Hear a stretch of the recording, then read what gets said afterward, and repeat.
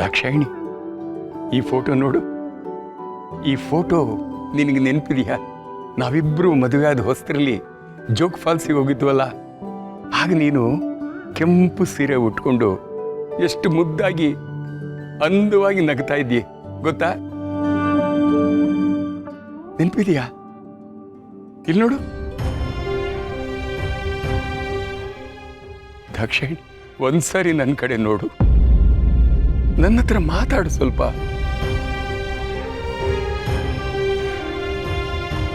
ದಾಕ್ಷಾಯಿಣಿ,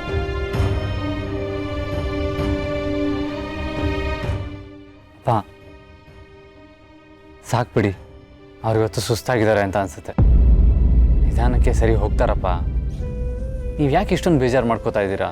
ಹಾಗಲ್ಲ ಕಣೋ, ನನಗೆ ಈ ಫೋಟೋಗಳನ್ನು ನೋಡಿದಾಗ ಹಳೆಯ ದಿನಗಳು ನೆನಪಾಗುತ್ತವೆ. ಆಗ ನನಗೆ ಅಧಿಕಾರ, ಬಿಸ್ನೆಸ್ಸು, ಹಣ, ಆಫೀಸು ಇದೇ ಮುಖ್ಯವಾಗಿತ್ತು. ಅದರಲ್ಲೇ ನಾನು ಬ್ಯುಸಿಯಾಗಿರ್ತಾ ಇದ್ದೆ. ಕೆಲಸನೇ ನನ್ನ ಪ್ರಪಂಚ ಆಗಿರ್ತಿತ್ತು. ಇಡೀ ದಿವಸ ಆಫೀಸಲ್ಲೇ ಇರ್ತಾ ಇದ್ದೆ.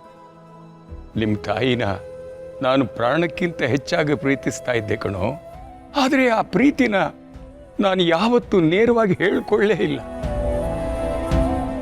ಅವಳ ಜೊತೆ 4 ನಿಮಿಷ ಕೂತು ಸಮಯ ಕಳೀಲೇ ಇಲ್ಲ.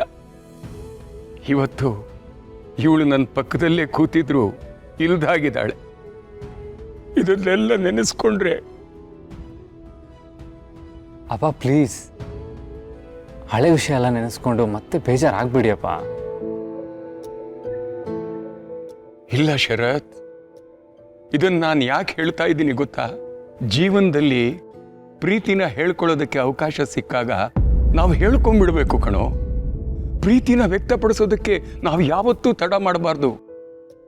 ನಾವು ಪ್ರೀತಿಸೋ ವ್ಯಕ್ತಿ ನಮ್ಮ ಕಣ್ಣೆದುರಿಗೆ ಇದ್ದಾಗ ಅವ್ರ ಬೆಲೆ ನಮ್ಗೆ ಯಾವತ್ತೂ ಗೊತ್ತಾಗಲ್ಲ. ಅವ್ರನ್ನ ಕಳ್ಕೊಂಡ ಮೇಲೆ ಅಥವಾ ಅವ್ರು ನಮ್ಮಿಂದ ದೂರವಾದ ಮೇಲೆ ನಾವು ಪಶ್ಚಾತ್ತಾಪ ಪಡ್ತೀವಿ.